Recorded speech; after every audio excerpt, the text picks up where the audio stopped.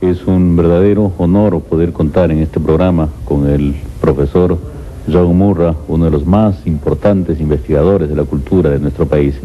El profesor Murra ha sido presidente de la Sociedad Etnológica de los Estados Unidos, profesor en las más importantes universidades norteamericanas y es un gran conocedor de la realidad de nuestro país. Hay tantas cosas por las cuales quisiéramos conversar, profesor Murra, de los pisos ecológicos, de los tejidos, de los quipus, de su amistad con José María Arguedas, en fin, no sabemos, tal vez podríamos conversar por el principio. ¿Cómo nace su contacto, su acercamiento con esto que ha sido el amor de casi toda su vida, la cultura del Perú, la cultura andina? Yo, estudiante, una vez vi un letrero que decía: se busca arqueólogo que hable castellano. Y me presenté, y me contrataron, era el único candidato. Y de esta manera llego por primera vez a los Andes a través del Ecuador. Pero esto lo hice para ganarme la vida, no pensaba dedicarme a los Andes. Pero la experiencia en el sur del Ecuador, la sierra, me convenció que se trataba de una civilización importante y además que este trabajo era pues atractivo personalmente, más allá del lado intelectual. El contacto con la sierra particularmente ha sido algo que me ha atraído, y esto fue en el año 41, y desde entonces no he hecho otra cosa, sino estudiar los logros del hombre andino.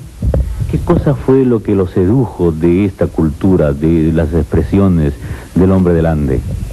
Mira, yo no soy seguro, uno no es siempre seguro de las motivaciones psicológicas de uno mismo, pero al trabajar en el sur del Ecuador, en la provincia de Cañar, pues me di cuenta que no se trataba meramente de una arqueología, sino que el ser humano en los Andes tenía que de alguna manera combinar lo que era la sierra con lo que era también el oriente, y también en el caso del Ecuador una costa húmeda, a diferencia de la costa peruana, que es seca. La costa ecuatoriana es húmeda, y los contactos, como los Andes son más bajos allá, el contacto entre la zona marítima y el oriente son más fáciles. No hay esta muralla tan alta, tan gruesa hacia el sur.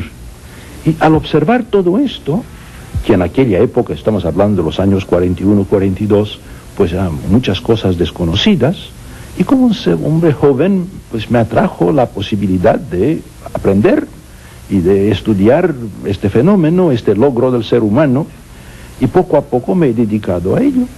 He hecho otras cosas de vez en cuando para ganarme el pan, pero básicamente desde el año 41 no hago sino estudiar el logro del hombre andino. ¿Y cuál es ese logro, profesor Murra?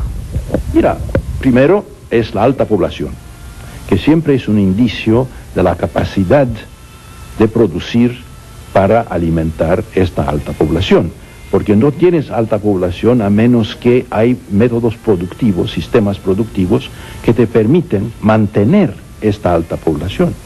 Y en los Andes, pues hubo millones y millones, no sabemos exactamente cuántos, pero millones de seres humanos que en condiciones difíciles del desierto, por ejemplo, el desierto de Chincha, o la Puna, o una zona como la zona del lago, son zonas muy difíciles, pero al tener alta población, esto te indica que las sociedades que allí vivían inventaron, crearon métodos para alimentar a toda esta gente, y no solo alimentarlos, sino hacer ciudades, templos, construir murallas, construir acequias, construir terrazas.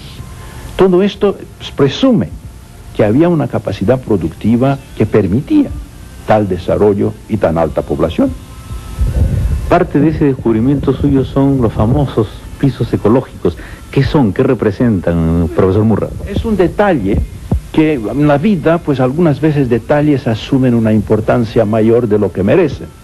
Lo que pasa es que en ciertas partes de los Andes, no en todas partes, en ciertas partes de los Andes, la gente descubre que se puede combinar la productividad de una zona a los 3.800 metros alrededor del lago, y que produce básicamente tubérculos, pero faltan otros alimentos. Entonces No muy lejos, pero más abajo, hay zonas productoras de maíz, o zonas productoras de ucho, de pimienta, o zonas que producen hoja de coca. Entonces, como estas zonas, aunque muy distintas entre sí, se encuentran a distancias muy cortas, 2 o 3 días de camino, pues se descubre un método que es tecnológico por un lado y económico por otro, y probablemente religioso y qué sé yo más, para combinar todas estas productividades potenciales en un solo sistema económico. Por ejemplo, el reino Lupaja, que eran unas 20.000 unidades domésticas, por lo menos 100.000 habitantes, es una sociedad que tiene su capital en el lago, en Chucuito, pero también tiene tierras más abajo, donde produce maíz, y hasta la costa tiene instalaciones salpicadas, dispersas. No trata de controlar todo el territorio. Y creo que esto ha traído el interés porque tenemos la idea de los mapas europeos que el país termina donde está la frontera y que todo el territorio de cualquier estado necesariamente va junto. En los Andes no era así. Los territorios eran dispersos y al lado de nuestras ubicaciones en el altiplano, otra gente parecida a nosotros tenía sus territorios, sus pueblos, sus señores, sus templos, y cada uno de ellos tenía territorios a 2 o 3 días de camino, y en el caso último de la costa, pues a 10 días de camino, y combinaban en estados o sociedades únicas territorios dispersos. Esto es la verticalidad, eso es un apodo.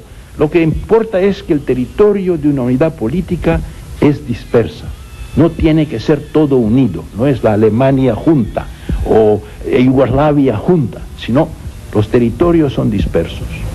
Ahora, esto implica que las varias sociedades con estos territorios dispersos tienen que convivir de alguna manera, que mi caravana tiene que pasar por tu territorio y tú lo vas a dejar que pase, y la única garantía es que yo dejo pasar tu caravana. Y el del otro también.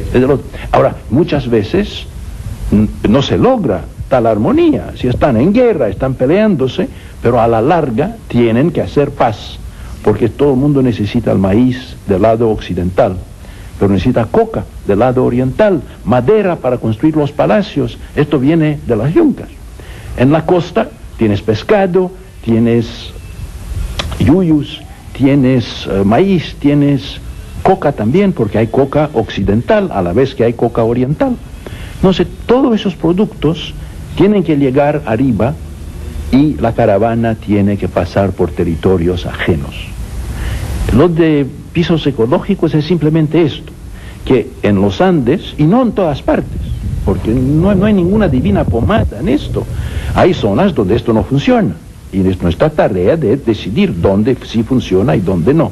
Pero en el sur, seguro que funcionaba que una sociedad cuya capital generalmente está arriba, en la Puna, tiene territorios dispersos a 6, 8, 10 días de camino, y de alguna manera esta población dispersa pertenece a una unidad política.